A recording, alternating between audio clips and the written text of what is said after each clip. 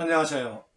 다시 한 번 더 생각하게 하는 강의 구범 강경수의 록쿠커 법칙입니다. 오랜만에 뵙는 것 같습니다. 그동안 구범 강경수의 록쿠커 법칙 1만의 시청 감사 특강 1강 자기개발 개념 공사를 4부에 걸쳐 올리다 보니 한 달 정도 록쿠커 법칙 녹화를 쉬었던 것 같습니다. 선현들의 말씀이 하나도 틀리지 않다는 것을 느끼고 있는 요즘입니다. 자기개발 공사 강의를 준비를 하면서 가르침은 2번 배운다. 하늘은 스스로 돕는 자를 돕는다 라는 이런 말들이 있는데 정말 그걸 그대로 느끼는 그런 한 달이었던 것 같습니다. 감사한 마음으로 제가 특강을 한다라고 제가 준다라고 생각을 하면서 준비를 했는데 준비를 하면서 제가 더 정리가 되고 더 많이 배우고 하는 것을 느꼈을 뿐만 아니라 그것을 5강에 걸쳐 가지고 강의를 하고 나니까 그 자기개발공사 또한 저의 하나의 훌륭한 콘텐츠 자산이 되었다는 것을 느끼게 됩니다. 너무나도 감사하다는 말씀을 드리면서 록쿠커 법칙 오랜만에 방송을 시작을 하겠습니다. 여러분, 성취와 성공의 차이가 무엇인지 아십니까? 성취와 성공 같은 것 같은데 그죠? 그런데 존 맥스웰은 이렇게 얘기했습니다. 성취는 혼자서 이루는 작은 것을 성취라고 이야기를 했고요. 성공은 함께 이루는, 혼자서는 안 되는 거죠. 파트너 또는 팀들과 함께 이루는 큰 것을 성공이라고 이렇게 얘기를 했습니다. 그렇게 여러 사람과 함께 큰 성공을 이룬 많은 사람들이 있는데요. 그 중에 한 사람만 예를 들자면 여러분들도 잘 알고 계시는 강철왕 카네기라고 볼 수 있습니다. 이분은 영국에서 스코틀랜드 지방에서 그죠? 미국으로 이주온 이주민의 아들로서 제대로 된 정규 교육을 받아본 적이 없는 사람입니다. 그런데 어릴 때부터 공장 일을 하고 전보를 나르는 이런 일을 하고 말이죠. 하다가 18세에 철도 회사에 취직을 했다가 거기서 일을 하면서 앞으로 철도 사업이 커지겠구나. 철강이 많이 필요로 하겠구나. 여기에 대해서 눈을 뜨고 30세에 자기 철강 회사를 세워가지고 어마어마한 돈을 벌게 되거든요. 그런데 이분의 부의 복음이라는 그 책에 보면은 인생은 2시기로 나눈다는 거예요. 한 시기는 돈을 모으는 시기가 있느냐면은 한 시기는 돈을 푸는 시기가 있다는 거죠. 이분의 좌우명은 부자로 사는 것은 명예이지만은 부자로 죽는 것은 불명예라는 이런 좌우명을 가지고 있었습니다. 그래서 그분 돈을 벌고 난 뒤에는 말년에는 말이죠. 돈을 2,500만 불을 기부를 해가지고 2,500만 불을 가지고 미국과 영국에 2,500개의 도서관을 지어줍니다. 그것뿐만 아니라 카네기 재단 이런 것을 만들어 가지고요. 어떤 교육문화 사업에 3억 달러를 기부를 합니다. 그분이 만든 대학 중에는 카네기 공과대학이 있는데요. 그 카네기 공과대학이 나중에는 카네기 멜론 대학으로 바뀌는데 그 카네기 멜론 대학 출신이 노벨상을 받은 사람이 20명이 넘습니다. 이분이 이런 어떤 어마어마한 3억 달러, 그 당시에는요, 일본의 1년 예산이 1억 3천만 불밖에 안 되었다는 거예요. 그런데 3억 달러를 투자를 하는, 그죠? 투자라기보다는 기부를 하는 이런 어떤 기부 문화. 어쩌면 오늘날의 미국인들의 어떤 그런 기부 문화는 이 카네기 정신으로부터 비롯되었다. 이렇게도 과언이 아니라고 생각을 합니다. 그 이후에 록펠러는 3억 5천만 불을 기부를 했고요. 그 이후에 포드는 5억 불을 기부를 합니다. 그게 오늘날에 이렇게 빌 게이츠까지 이렇게 연결이 되는 게 아닌가 하는 생각이 들어갑니다. 그런데 이 앤드류 카네기가 많은 사람들을 성공을 시켰지만 이 사람을 만남으로 인해 가지고 진짜 어마어마한 성공을 거둔 사람이 한 사람이 있는데요. 자기 개발을 하는 사람들은 그 사람의 이름을 다들 알고 있을 겁니다. 그 사람이 바로 나폴레옹 힐입니다. 이분이 기자로 있으면서 나폴레옹 카네기를 인터뷰를 하러 가가지고요.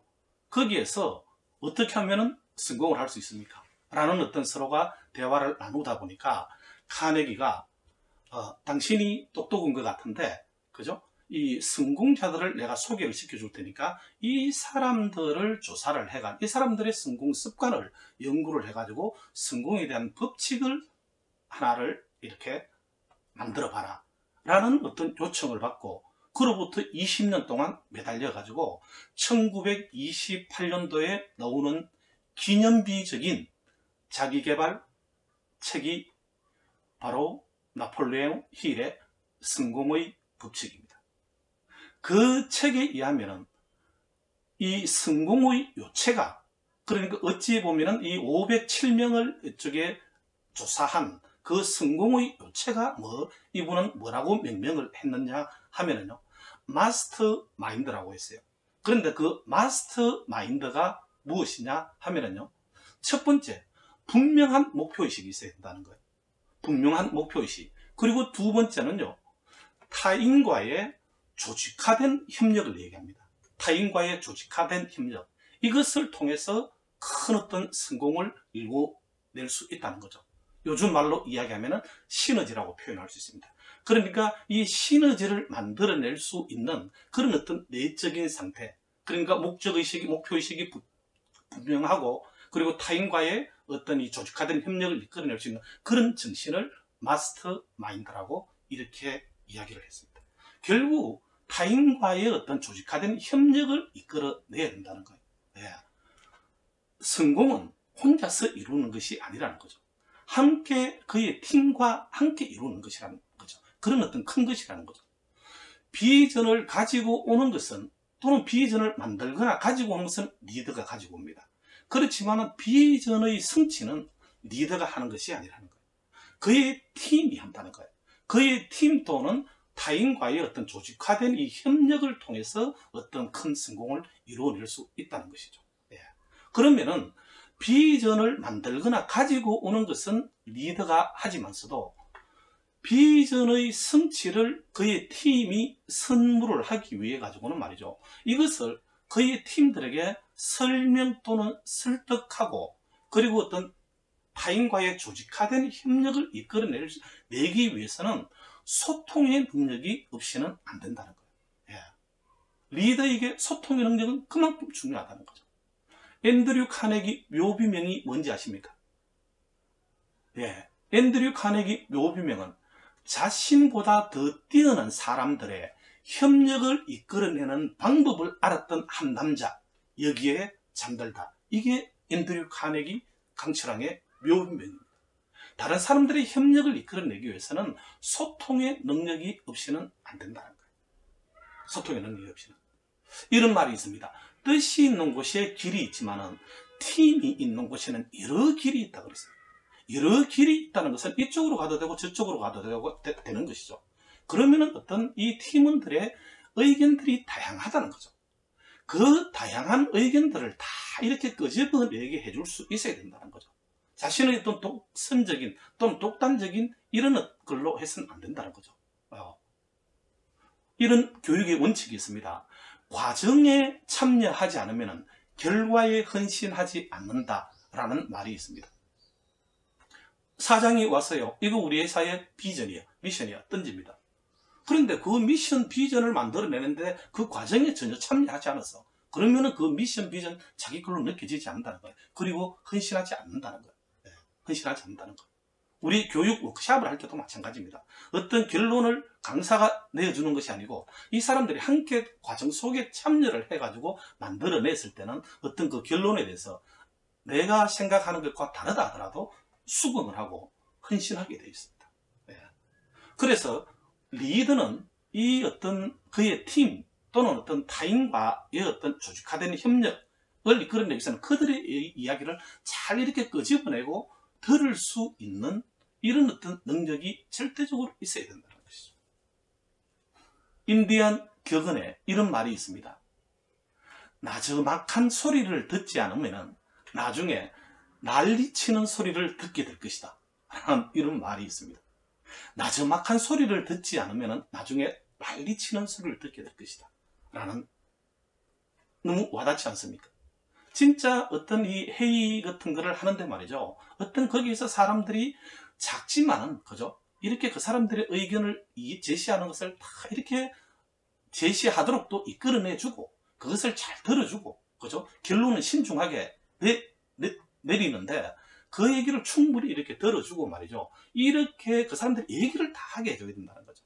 그런데 그렇게 얘기하지 않고 성급하게 결론을 내리고 다른 의견들을 다 막아버리고 이렇게 되면은 그 사람들은 거기서 난 결론에 대해서도 헌신하지 않을 뿐만 아니라 밖에 나가서 다른 소리를 하게 되어 있습니다. 다른 소리를 하게 되어 있을 뿐만 아니라 다른 소리 하는데도 그게 귀에 들어오는데 거기에 대해서도 리더가 못 깨닫게 되면은 나중에는 진짜 그 사람들 나중에 난리치는 이런 어떤 일이 벌어질 것이라는 거죠. 팀뿐만 아니라 고객들도 마찬가지라는 거예요. 고객들이 어떤 거죠? 이쪽 이런 거 시정해 주세요라고 하는 마지막하게 이야기하는 거기에 귀 기울이지 않으면 진짜 나중에 이 고객들이 블랙 컨슈머가 될 수도 있고요. 나중에 난리치는 소리를 듣게 될 것이다라는 겁니다. 17번째 로쿠커 법칙입니다. 나지막한 소리를 들을 것인가? 난리치는 소리를 들을 것인가입니다. 당연히 나지막한 소리를 들어야 되지 않겠습니까? 네. 그래서 이번 한 주는 이 리더분들이 그의 팀원들의 이 진짜로 어떤 다양한 소리를 다 끄집어내게 하고 들을 수 있는 그런 한 주가 되길 바라겠고요. 앞으로 몇 주 동안 소통의 스킬에 대해서 강의를 계속 이어가도록 하겠습니다. 오늘은 여기에서 마치겠습니다. 경청해 주셔서 감사드립니다.